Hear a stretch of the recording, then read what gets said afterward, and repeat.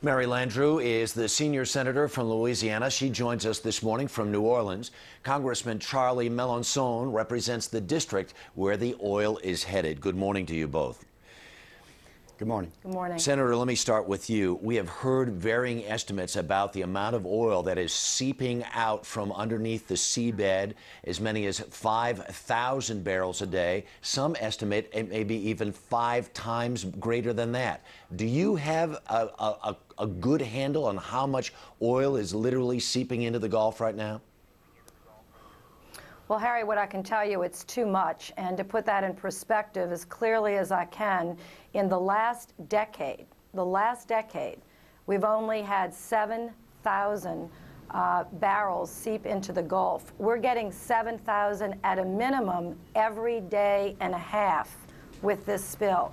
So it's not really a spill, it's an uncontrolled flow. And to date, BP or any of their partners have not been able to plug this well, and that is the first and most urgent order of business. But I have to tell you, I'm sorry to say, Harry, that if they cannot get that valve closed, you know, the blowout preventer, which failed the first time that this has happened, the only other way that we know to do it is to drill another well to plug it, and that will take anywhere from 60 to 90 days.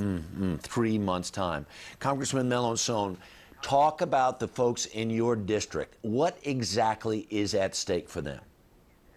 Everything's at stake. This is catastrophic. The ecosystem, the coastal wetlands, the marshes, as we refer to them in Louisiana, America's wetlands, are the most productive in the country, maybe even in the world. 30% roughly of all the seafood consumed in this country has its origins and beginnings in the coastal wetlands of Louisiana.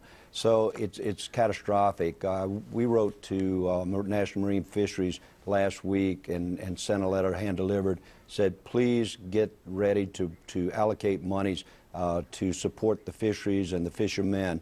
In the meantime, they're out there, they want to save their wetlands. This is about saving what makes their living. This is about the area that they've all grown up in, grown to love, and make their living from it. So it's important to them that they save it.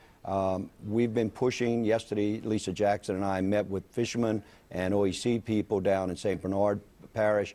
She was going back to meet with the BP people. It is imperative that they respond and respond as we tell them, rather than question what we're asking. We know the land, those fishermen know the land, they know the waters, they can get the job done. We need to depend on them. It's their livelihood at stake. Senator, this is at minimum catastrophic. Has the government done enough in response to this? Were they clued in enough, early enough? I believe they understood the seriousness when this blowout took place. I know that that communication was made, and I know that the federal government has leaned forward since day one, but obviously it's not enough on any part, not at the federal, the state, or BP, and we all have to do better. But Harry, I'll say this. Our delegation has been asking for over 25 years for this government and our nation to understand that this might be 100% of the nation's oil, but right now it's 100% of our risk. We have been begging and pleading and making the strongest case possible for revenue sharing so we can make our marshes stronger, so we can invest in better research, so we can get our own people, you know, up to snuff a little bit better to help protect. So I hope this message will come clear, and that's one of the things we'll take away.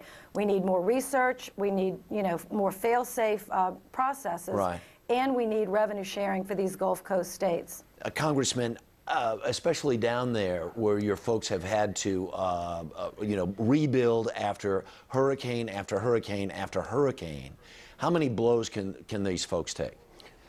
These are very enduring people. They're tough, but you're right. It becomes wearing after a while. They'll resolve in time, but we have to help them through this period of process. And then back to what you were asking, Senator Landrieu, you know, our government needs to get somewhere in between drill baby drill and spill baby spill, excuse the expressions. But we need to start having safety be priority, not only for the people that work on those rigs, but for the estuaries that are surrounding them. They thought at 50 miles that the government gave them the permits that they never see oil in because of the distance. Sure. Well, they were wrong. We need to correct that. we need to make sure that it's as safe as it can be. Congressman, would you go so far as to say that BP has almost been cavalier in its attitude toward this? My dealings with them, I wouldn't say that, but I think as a general body, moving forward, they have not moved as quickly and as expeditiously as we would have liked them. Of course, all our opinions are subjective. They feel that they're moving forward at a good clip. A good clip to them, for us, Senator Landrieu and I, is not fast enough and has not been effective enough. Senator, we're talking about a situation where there's machinery on the sea floor. It's 5,000 feet deep. The only way to go down there and work is with remote-controlled submarines. They had talked about maybe building domes to capture the oil and then pump it up from that. You just said it'll be 3 months at minimum if they dig a relief well. In the meantime, if this oil continues to pour out at the rate it's pouring out, these fisheries down there could be despoiled for decades to come. Well, we don't know all of those details. What we do know is there's a dome structure that is being fabricated today or fixed today. I think it should have been done months ago and waiting, but we'll look at that later.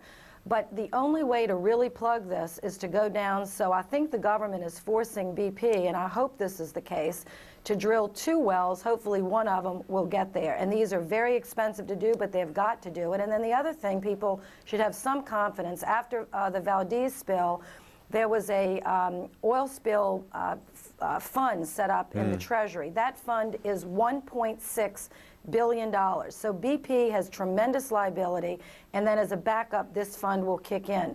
So our delegation is going to be very strong about anyone that was affected negatively being able to be fully compensated. But you know, you're right, we don't know what the long-term effects are. But I will say this, very quickly, this is not the time to retreat or back up. We've got to find out what happened, correct it, and then continue to produce the oil and gas and energy that this country needs to operate. We cannot run this business offshore in other countries. Senator and Congressman, thank you both very much for your time this morning. Do appreciate it. Thank you.